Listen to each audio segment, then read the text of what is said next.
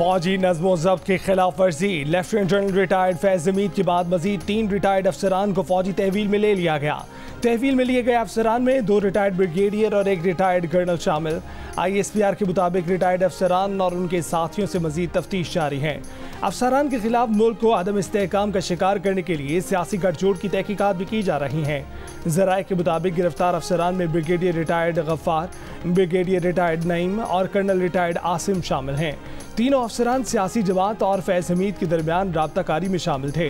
Retired brigadier अफसरान retirement के बाद सियासी पैगाम रसानी और सहूलतकारी में मुलव्विस थे। 12 अगस्त को पाक फौज ने लेफ्टिनेंट जनरल रिटायर्ड फैज़ हमीद को तहवील में लेकर कोर्ट मार्शल की कार्रवाई शुरू करने का ऐलान किया था।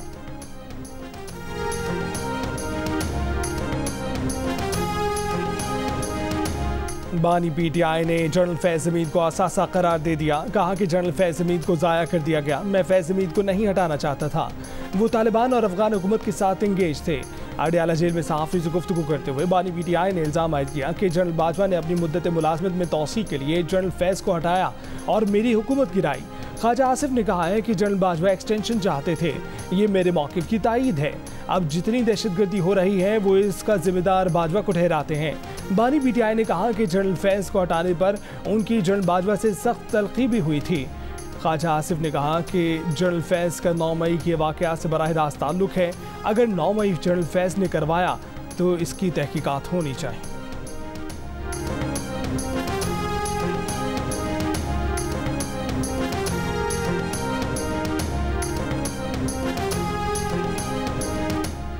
बानी PTI की सहूलतकारी पर साबिक डिप्टी सुपरिटेंडेंट अडयाला जेल का नेटवर्क पकड़ा गया। अडयाला जेल के मजीद 2 अफसरान, साबिक डिप्टी सुपरिटेंडेंट और असिस्टेंट नाजिम से भी तफ्तीश जारी।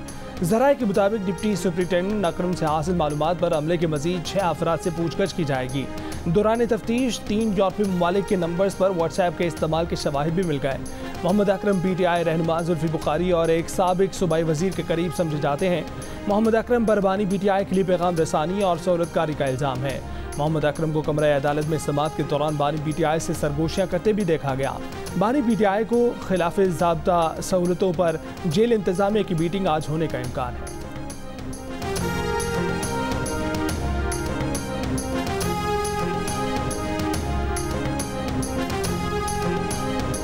बानी PTI अपनी गिरफ्तारी के बाद भी मुतादिद ज़राए से जनरल फैज़ हमीद के साथ राब्ते में थे। अडयाला के गिरफ्तार साबिक डिप्टी सुपरिटेंडेंट भी इसी सिलसिले की कड़ी है।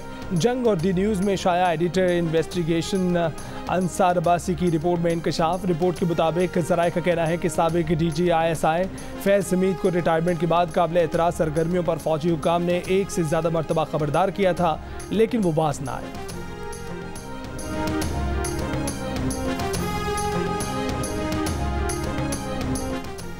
जनरल रिटायर्ड फैज़ हमीद के इक़दामात में बानी PTI की ख्वाहिश शामिल थी। तहरीक अदम एतमाद के वक्त भी फैज़ हमीद बानी PTI से राब्ते में थे।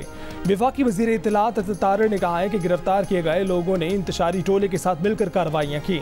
बानी PTI जेल में बैठकर उन सब को लीड कर रहे थे। लगता है कि अभी मजीद गिरफ्तारियाँ होंगी। वज़ीर दिफा ख्वाजा आसिफ का कहना है कि 9 मई को फौजी तंजीमात पर जो हमले हुए उन मकामात की शनाख्त और निशानदही में जनरल फैज़ हमीद का किरदार था। जनरल फैज़ ने आर्मी चीफ की तैनाती के वक्त मुतल्लिका हल्कों के साथ कोशिश की कि उन्हें आर्मी चीफ बनाया जाए। उन्होंने अपने माजी के किरदार की वजाहतें भी दी और आने वाले वक्त की यकीन दहानियाँ भी कराएं। जनरल फैज़ ताकत की इंतहा चाहते थे। जब जनरल फैज़ को आर्मी चीफ नहीं बनाया गया तो उन्होंने PTI के परेशान जहन को इस्तेमाल किया और 9 मई के दिन फौजी अहदाफ की निशानदही की।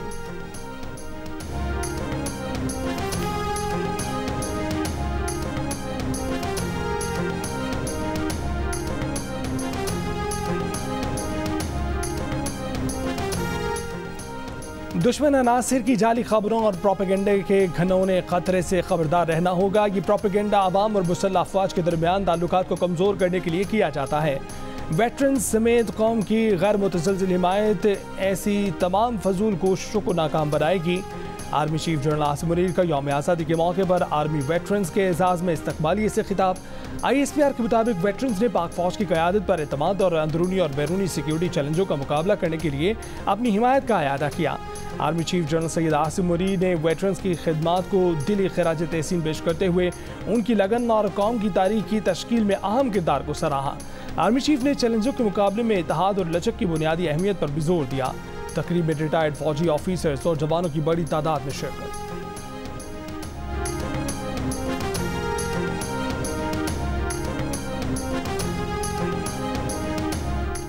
नारवाल, शक्करगढ़, जेहलम समेत पंजाब के मुख्तलिफ शहरों में मूसलाधार बारिश, नशेबी इलाके ज़ेर-ए-आब। नालाबाई में सैलाबी सूरत हाल से सुकमा काज़वे ज़ेर-ए-आब आ गई। आबी कटाव से सरहदी देहात का शहर से ज़मीनी रास्ता मुनक़ता हो गया। दादू में मोरूपुल के मकाम पर दरियाए सिंध में पानी की सतह में इजाफा हो गया। सैलाबी पानी लाड़काना सेवन के हिफाजती पुश्तों से टकरा गया।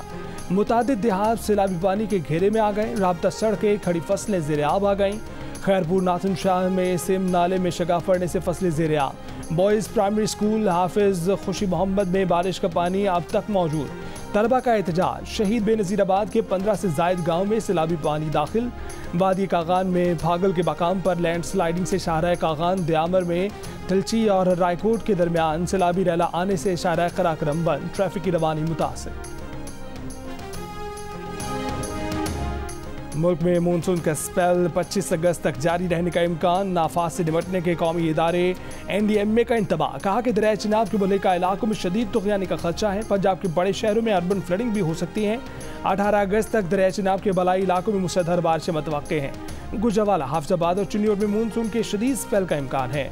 महकमा मौसमियात ने 16 से 20 अगस्त तक आज़ाद कश्मीर बारिश की पेशगोई की है।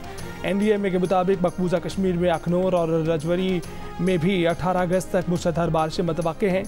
कश्मीर में शदीद बारिश के बायस मिट्टी के तौदे गिरने और फ्लैश फ्लडिंग का भी खदशा है।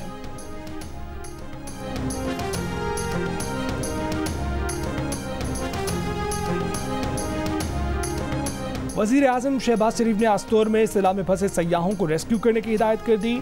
फीना गांव में सैलाबी रैले में बह जाने वाले 2 पुलों का मुतबादिल रास्ता फराहम करने की भी हिदायत। आफात से निपटने के कौमी इदारे के चेयरमैन को फ़ोन। NDMA और सूबाई इदारों को हाई अलर्ट रहने की हिदायत। वज़ीर आज़म रिलीफ पैकेज के तहत माहाना सब्सिडी में भी इजाफा। ECCA ने वज़ीर आज़म रिलीफ पैकेज जारी रखने की मंजूरी दे दी।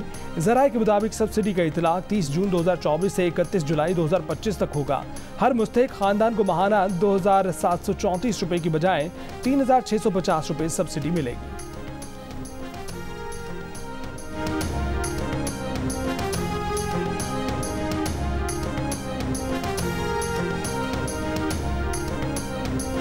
आवाम को महंगाई, खास तौर पर बिजली के महंगे बिलों में रिलीफ देने पर गौर। मुस्लिम लीग नून के सदर नवाज शरीफ ने कहा है कि बिजली के महंगे बिल आवाम के लिए नाकाबिले बर्दाश्त हैं। PTI की लाई तबाही, महंगाई और महंगे बिल लाई आवाम हुकूमत से रिलीफ की तवक्को करते हैं। नून लीग के मुशावरती इजलास से खिताब में नवाज शरीफ ने कहा कि ये नून लीग की हुकूमत की सलाहियतों का इम्तिहान है। मुश्किल तरीन हालात में आवाम को रिलीफ कैसे देना है, मुल्क को डिफॉल्ट से बचाना और मुआशी इस्तेहकाम वापस लाने के लिए सियासी कुर्बानी आपकी हुब्बुल वतनी का सबूत है।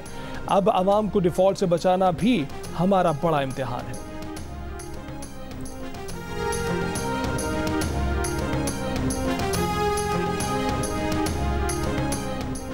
कौमी असेंबली में अपोजिशन लीडर उमर अयूब का कहना है कि जनरल फैज हमीद के कोर्ट मार्शल पर कानून अपना रास्ता खुद बनाएगा। अडयाला जेल के बाहर गुफ्तगू करते हुए कहा कि निजी हाउसिंग सोसाइटी के मामले पर जिन अफसरान ने नकदी उठाई उनका भी कोर्ट मार्शल किया जाए। वज़ीर दिफा ख्वाजा आसिफ पर तनकीद करते हुए कहा कि ख्वाजा आसिफ को किसी बात का नहीं पता, उन्हें GHQ के पास जाने नहीं दिया जाता। ख्वाजा आसिफ बराए नाम वज़ीर दिफा हैं। शिबली फराज ने कहा कि हमारी बानी PTI से तयशुदा मुलाकात थी जो नहीं होने दी गई। जेल के सुपरिटेंडेंट और डिप्टी सुपरिटेंडेंट की जानिब से धमकियां दी गई। हमें कहा गया कि अगर सियासी गुफ्तगू हुई तो कानून अपना रास्ता खुद बनाएगा।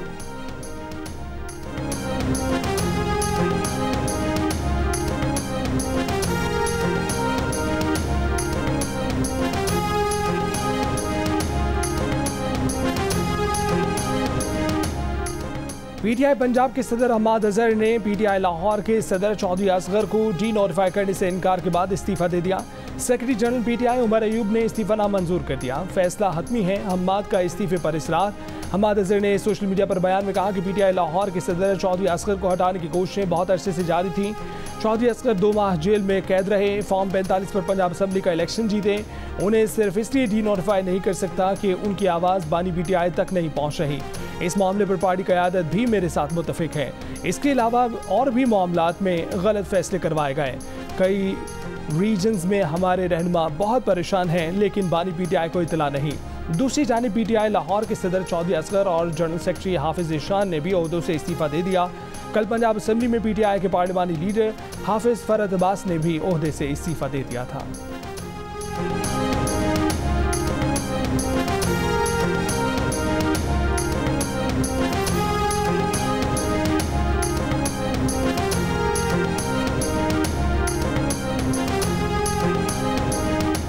मुल्क में कई रोज से इंटरनेट की सुस्त रफ्तार, वजह फायरवॉल की तनसीब या कुछ और। ऑनलाइन कारोबार से मुंसलिक अफराद के साथ घरेलू सार्फिन के भी शिकवे, व्हाट्सएप पर राबता, ऑनलाइन खरीदारी, तस्वीर और वीडियोस का इस्तेमाल मुश्किल बन गया। जियो न्यूज़ के व्हाट्सएप चैनल पर 1,32,000 से जायद लोगों ने शिकायत की। जियो न्यूज़ से गुफ्तगू में कराची चैम्बर के सदर इफ्तिखार शेख बोले कि मसला हल न हुआ तो कारोबार का नुकसान बड़ा होगा। Internet service provider Shahid Ismail ने कहा कि फ्रीलांसर्स का काम ठप हो गया। IT एक्सपर्ट जहां आरा ने बताया कि सुस्त रफ्तार इंटरनेट की वजह से IT कंपनीज नुकसान उठा रही हैं, क्लाइंट्स ऑर्डर्स नहीं दे रहे। डिजिटल राइट्स एक्टिविस्ट फरीहा अजीज़ ने कहा कि आवाम का हक है कि उन्हें बताया जाए कि क्या हो रहा है और क्यों हो रहा है। सेनेट कायमा कमेटी बराए इंफॉर्मेशन टेक्नोलॉजी के इजलास में सेनेटर अफनानुल्लाह ने कहा कि इंटरनेट सुस्त होने से कम से कम 500 मिलियन का नुकसान हुआ।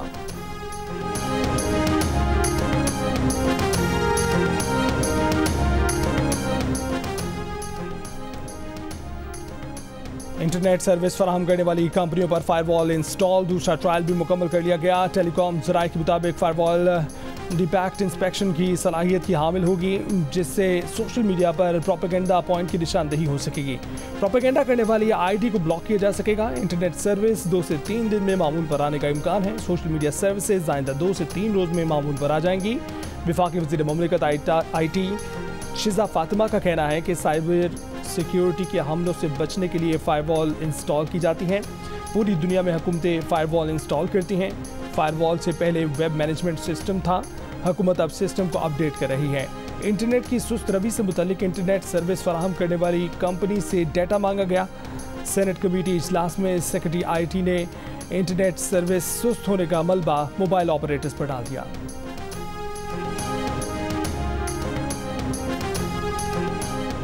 सिक्योरिटी फोर्सेस का कोरम में ऑपरेशन, 7 ख्वारिज हलाक, 5 जख्मी हो गए। भारी मिकदार में असलाह और गोला बारूद बरामद। ISPR के मुताबिक हलाक ख्वारिज सिक्योरिटी फोर्सेज और शहरियों के खिलाफ मुतादिद दहशतगर्द कार्रवाइयों में मुलव्विस थे।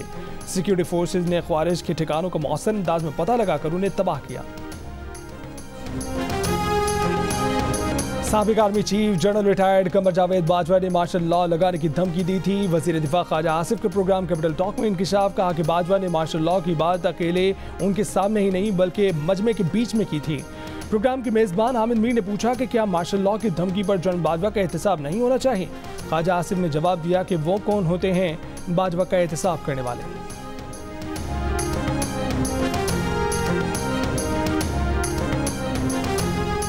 जनरल बाजवा ने एक से ज्यादा बार कहा कि वो एक्सटेंशन नहीं चाहते। नए आर्मी चीफ की तकरीरी में वो पसंद मुसल्लत करना या मेरिट से हटना चाहते तो उनके पास ऑप्शन थे। मुनासिब होता ख्वाजा आसिफ इंटरव्यू में इन बातों को मद्देनजर रखते। स्पीकर पंजाब असेंबली मलिक मोहम्मद अहमद खान की मीडिया से गुफ्तगू, बोले कि पहले उन्हें लगा कि ख्वाजा आसिफ ने उन्हें रिक्रूट कहा तो नागवार गुजरा। उनके जनरल बाजवा से दोस्ताना ताल्लुकात थे और हैं, सियासी लेन देन नहीं था। मलिक मोहम्मद अहमद खान के रद्दमल पर ख्वाजा आसिफ ने कहा कि मलिक अहमद खान उनके छोटे भाई हैं, उनके मशवरे से बात करेंगे, कोई नया तनाज़ा खड़ा नहीं करना चाहते।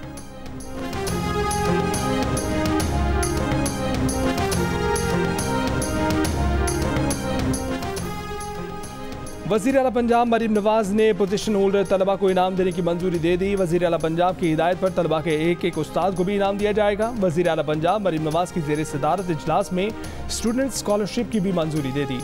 इलामी के मुताबिक हुकूमत पंजाब 25,000 तलबा के तमाम तालीमी अखराजात अदा करेगी।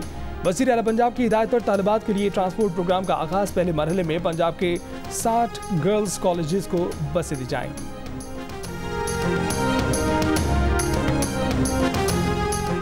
वज़ीर आला बलोचिस्तान सरफराज बुख्ती ने कहा है कि इंटेलिजेंस इत्तलात हैं कि DC पंजगोर जाकिर बलोच का कत्ल कालदम BLA ने किया। बलोचों की नस्ल कुशी उनकी तरफ से हो रही है। BYC ने 3 मुआहदे किए, तीनों मुआहदे तोड़ने में उनका किरदार रहा। कोयटा में प्रेस कॉन्फ्रेंस करते हुए वज़ीर आला ने कहा कि जल्द बलोचिस्तान में सबको बहुत ज़्यादा तब्दीलियाँ नजर आना शुरू हो जाएंगी। लाखों नौजवानों को बिजनेस प्लान देंगे। स्कॉलरशिप प्रोग्राम की भी मंजूरी हो चुकी है।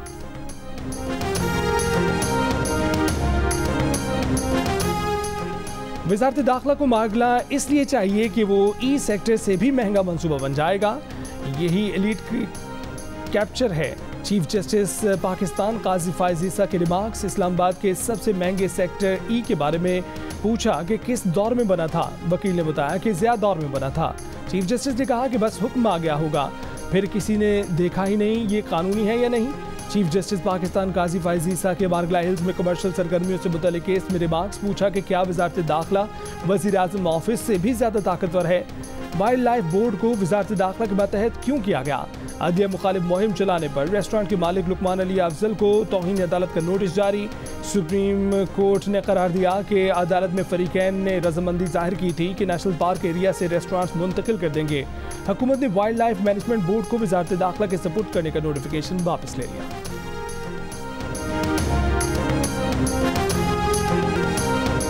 कतर में गजा जंगबंदी मुज़ाकरात का आगाज़। अमरीकी, मिस्री, कतरी हुक्काम की शिरकत। इसराइली वफ़द भी शरीक। मुज़ाकरात आज भी जारी रहेंगे। हमास का शिरकत से इनकार। कहा कि बहुत से समझौते किए लेकिन इसराइल की तरफ से कोई संजीदा रद्दअमल नहीं आया। इसराइल ने इस्माइल हनिया को शहीद कर दिया, जो इस बात का सबूत है कि इसराइल जंगबंदी माहिदा करने में संजीदा नहीं है। ताज़ा मुज़ाकरात में कोई संजीदा बात हुई तो फिर साजिशों से मुलाकात करेंगे। तर्जुमान अमरीकी कौमी सलामती कौंसिल जॉन कर्बी का कहना है कि दोहा में उम्मीद अफजा बातचीत शुरू हो गई लेकिन फौरी तौर पर मुआहदा होने की तवक्को नहीं है। ईरान ने इसराइल पर हमला मौखर करना गजा जंगबंदी से मशरूत कर रखा है। इसराइल की गजा में फ़लस्तीनियों की नस्लकुशी मुहिम जारी। 7 अक्टूबर से अब तक शहीद फ़लस्तीनियों की तादाद 40,000 से तजावज़ कर गई।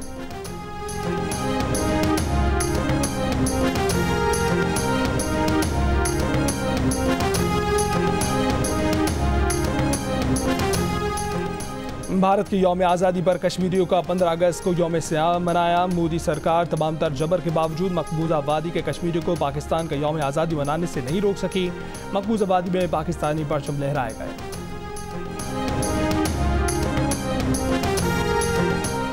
वज़ीर आला सिंध सैयद मुराद अली शाह ने आशिर नदीम को 5 करोड़ रुपए का चेक इनाम में दिया। वज़ीर आला सिंध ने आशिर नदीम को सिंधी सकाफती तहाइफ, अजरक, टोपी और शील भी दी। वज़ीर बल्दिया सईद गनी ने शहर कराची में सड़क का नाम आशिर नदीम रखने का ऐलान किया। वज़ीर आला सिंध ने एथलेटिक्स अकेडमी कायम करने का भी ऐलान किया। गवर्नर सिंध कामरान खान टिसोरी ने ओलंपियन आशिर नदीम के हमरा प्रेस कॉन्फ्रेंस की। गवर्नर सिंध ने कहा कि आशिर नदीम ने कौम का सर फख्र से बुलंद किया। आशिर नदीम का कहना है कि कराची के आवाम की मोहब्बत बयान करने के लिए अल्फाज नहीं, यही मोहब्बतें प्लेयर्स को आगे बढ़ने में मदद देती हैं। आवाम को देखकर दिल कर रहा था कि अभी जेवलिन लूँ और वर्ल्ड रिकॉर्ड बना दूँ। उनका कहना था कि वो फिट रहे तो 2032 के ओलंपिक्स गेम्स भी पाकिस्तान की नुमाइंदगी करेंगे। आशिर नदीम ने मज़ार कायद पर हाजिरी भी दी। आशिर नदीम ने गवर्नर के हमरा गवर्नर हाउस के बाहर लगी उम्मीद की घंटी भी देखी। आशिर नदीम ने गवर्नर हाउस में IT कोर्स करने वालों को 100 लैपटॉप देने का ऐलान किया।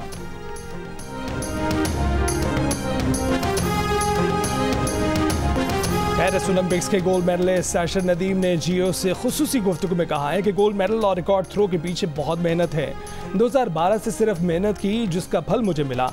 लंबी थ्रो में फिटनेस और तकनीक का किरदार होता है। अगला हदफ जेवलिन थ्रो का वर्ल्ड रिकॉर्ड तोड़ना है जो 98.48 मीटर की थ्रो का है। अगर फिट रहा तो 2032 का ओलंपिक्स भी खेलूंगा और उसमें भी मेडल हदफ होगा। और उस्ताद नुसरत फतेह अली खान को अपने मद्दाहों से बिछड़े आज 27 साल बीत गए।